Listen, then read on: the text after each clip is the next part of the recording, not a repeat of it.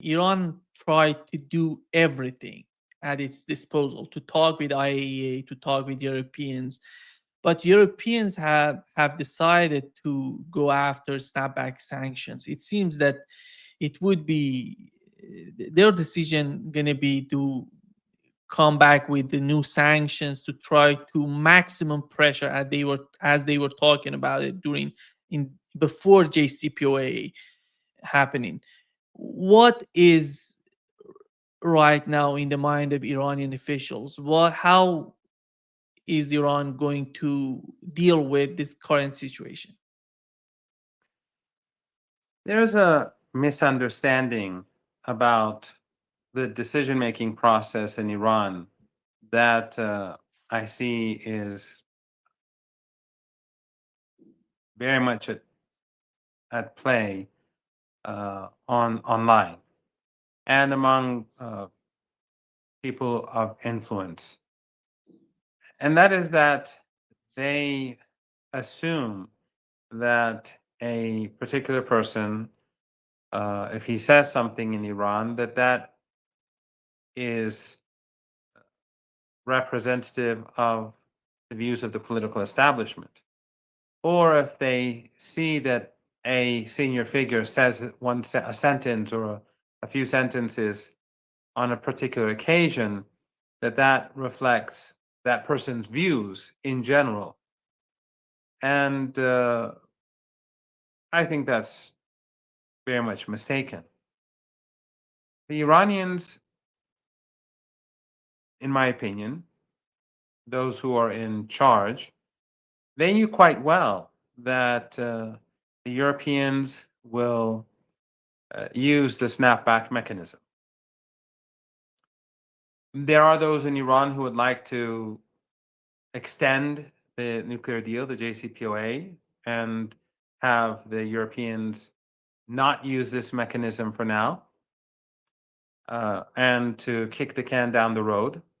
And there are those who are saying, let's just get it over with and say that we are going to halt cooperation with the International Atomic Energy Agency and come what may.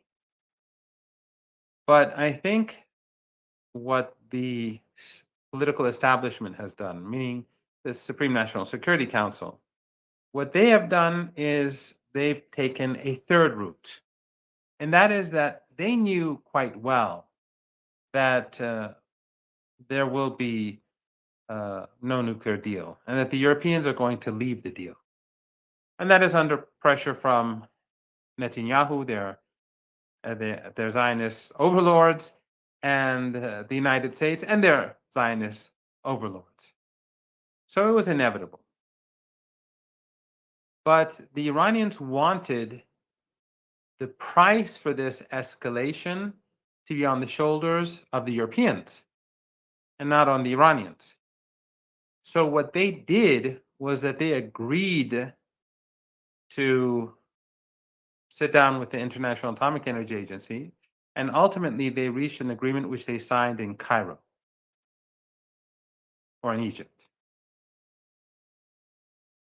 But they did this knowing that it was almost for certain that despite that agreement, the Europeans and the British would go to the UN Security Council. What is the benefit of doing this? As I said, it puts Iran politically in a much better position. It can tell allies, it can tell friends, it can tell its own people that, look, these people are not reasonable. Despite the fact that the Iranians are very angry with the International Atomic Energy Agency, and they believe that they colluded with the Israeli regime and that the head of the agency intentionally assisted the Israeli regime by putting out false statements so that they could use it to attack Iran. Despite that, this government made that agreement. But the government knew that the Europeans would still go to the UN Security Council. So I think that was a smart move. But some people, I think, have a bit of it. They're a bit impatient. Iran is very patient. Iran has been very patient in the past, and it will continue to be very patient. Another example, over the last few days, I'm sure you heard that Iran at the UN, at the International Atomic Energy Agency, wanted to put a resolution to vote. And then the Americans put pressure, and the Iranians withdrew that resolution. The Western media said that Iran backed down in the face of American pressure, and a lot of people thought that was humiliating, but that's not what happened. The Americans didn't put pressure on Iran. The Americans put pressure on countries to vote against Iran. And many of these countries, they are vulnerable. They're not, look at our own region. The only country in the region that stands up to the United States is Iran. It's not anyone but Iran. In the whole of West and Central and Southern Asia, it's just Iran and Yemen and North Africa. It's just Iran and Yemen. So many of these nations were being bullied by the United States to vote against this resolution. The Iranians withdrew it, A, because they didn't want their resolution to be rejected, even though those countries supported Iran, but if they voted against Iran, it wouldn't have looked good. And also they wanted those countries that would have probably voted against Iran to be thankful to Iran for getting them out of this difficult situation. If Iran, someone could say, no, you should have put it to the vote and to a vote and have these countries humiliated. Yes, you can do many things, but you are fighting a long war with the Zionist establishment that controls the West and our region to a large degree. And you're very much alone. You need to pick your fights carefully. You need to maneuver carefully. And you need to be more wise and more courageous, but more wise and more careful in how you carry out war.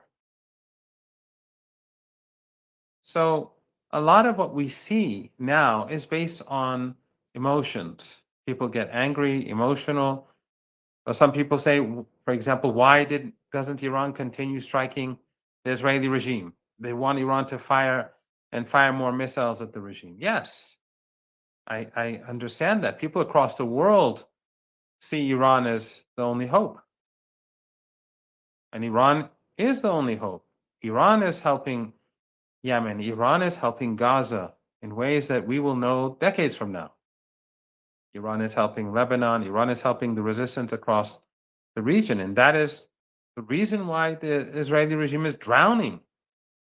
It is despised across the world today.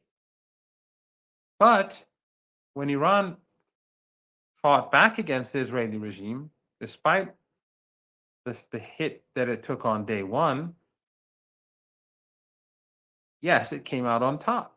True.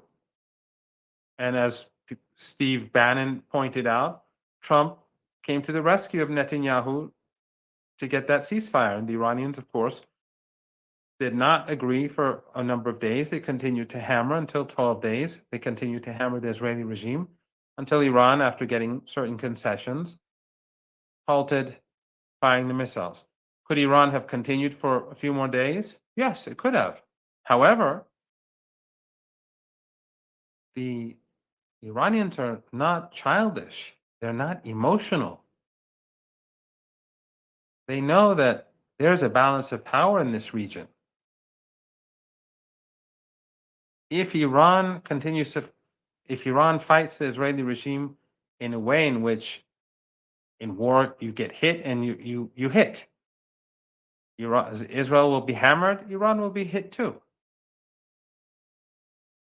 Neighboring regimes could take advantage of that. We know that the Republic of Azerbaijan is an ally of the Israeli regime. We know that the Americans and the Israelis are very influential in Iraqi Kurdistan. We know that Turkey is not a friend of the axis of resistance. They've been working alongside the Israeli regime to undermine it across the region. They were supporting the Saudis when the Saudis carried out the genocidal war against Yemen for 7 years. They only broke away in Qatar when Qatar was besieged by the Saudis and the Emiratis. So Iran has to be strong against NATO, against the United States, against the Israeli regime and its allies. So it has to fight and remain powerful. It has to push forward politically, but prevent Americans from isolating it. So Iran does what it needs to do to keep as many people on its side. It does what it can do to hammer the Israeli regime without weakening its defenses, because true public opinion is on our side. The global resistance shares the views of the axis of resistance. But the reality on the ground is that Erdogan is a member of NATO. Aliyev is a close ally of the Israeli regime. They are exporting oil to the Israeli regime as it carries out genocide. The Kurdish areas of Iraq are not under the proper control of the Iraqi central government. There are thousands of terrorists that are being harbored there. You have huge US influence there. And where did the drones come from, by the way? That there were no Israeli aircraft over Iranian airspace during the 12-day war. These were drones and missiles that came in. Where did the drones come from? We've heard a lot about the Republic of Azerbaijan. We heard a lot about northern Iraq and Syria. So Iran has to be very calculating. It has to continue confronting the Israeli regime and its allies. And the Israelis have been paying a price. Now, the West can say all they want about the Israelis having the upper hand and the resistance being weakened. But what we're seeing today is an Israeli regime that's despised across the world. I mean, let's just go to Charlie Kirk's death. People don't believe the FBI narrative. The story doesn't add up. And people are accusing Israel. I don't know who did it. I have no idea.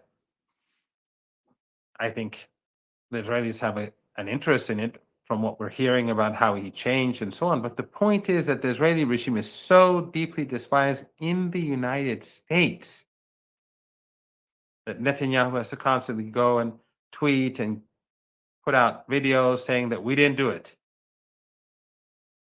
This means that the situation for the regime is horrific. It's terrible. Now, the economy, the military, all that aside, the Israeli regime has lost its aura of legitimacy. It is seen as something worse than the Nazi regime to ordinary Europeans and North Americans. How do you calculate that? Western media is never going to tell the truth. But the reality is that the axis of resistance and the growing global resistance are killing the Israeli regime with 1,000 cuts. The objective is not to steamroll the regime. The objective is to delegitimize it, to expose it, to weaken it, or to ultimately at some point fall apart. And I think that a lot has been achieved during this period. So basically, the way Iran functions is very different from what some of our sympathetic friends online are saying. This is not a sellout. The agreement in Egypt was an agreement that Iran knew would not last. Iran, when it withdrew the resolution at the IAEA, it knew that it probably, despite the fact that most members, all non-Western members, except for one or two, would have voted for Iran. But they saw what the threats that the Americans were putting out. You know that the Americans the U.S. and the Europeans are crazy now. Their behavior is outrageous, making threats every day, Trump on Truth Social within hours threatens Afghanistan and Venezuela, and he's always threatening everyone nowadays. So, when Iran withdrew it, there was a reason for it. It was not because Iran was under American pressure. So, I think that it's pretty clear that what we have now is a situation where we will have the snapback mechanism carried out, and the UN resolutions will be reinstated. But they will have a psychological impact, and they're having a psychological impact on the Iranian market. But the reality is that they will not have a big impact on the Iranian economy, because there are not going to be any new sanctions. These are all of those sanctions that exist in these UN resolutions are already in place. They're being implemented by the Europeans and Americans. They're part of the maximum pressure sanctions, and the maximum pressure sanctions go far, far, far beyond the UN sanctions. So the UN sanctions are basically sanctions that are already in place, and far more than those sanctions are already being implemented. Now, the question may be for some is, why do we have UN sanctions? At that time, when the United States was able to put these sanctions in place, Russia and China were much weaker countries, and the United States was much stronger, and so were the Europeans to a degree. But the Russians and the Chinese being much weaker than now, what they basically were able to do was to water down the texts of the resolutions, but they could not block it back then, or they felt that they couldn't block it. Of course, Iran's expectations were that they would block them. But in any case, they watered them down. But back then, things were different. But now we saw that in China, during the Shanghai Cooperation Organization summit, the Iranian foreign minister, the Russian foreign minister, and the Chinese foreign minister signed a very important declaration, which your viewers should look up.